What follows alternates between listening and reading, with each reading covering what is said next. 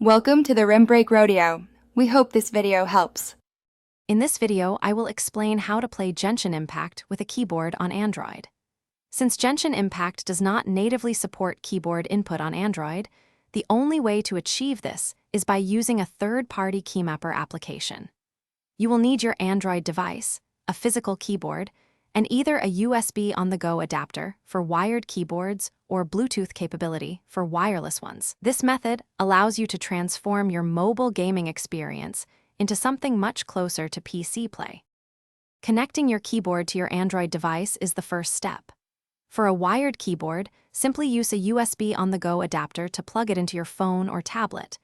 If you have a wireless Bluetooth keyboard, navigate to your Android settings, enable Bluetooth, and pair your keyboard. Once connected, your device should recognize the keyboard, allowing you to type in any text field. This ensures your hardware is ready for the next stage. Now, let's set up the keymapper application. Download a reliable keymapper from your app store, such as Mantis Mouse Pro or Octopus. After installation, grant all requested permissions, which are crucial for the app to function correctly. Next, launch Genshin Impact directly from within the keymapper application. You will then use the app's overlay to map the game's on-screen touch controls to your physical keyboard keys, assigning actions like movement, attacks, and skills. To truly optimize your Genshin Impact gameplay, customize your key bindings to suit your personal playstyle.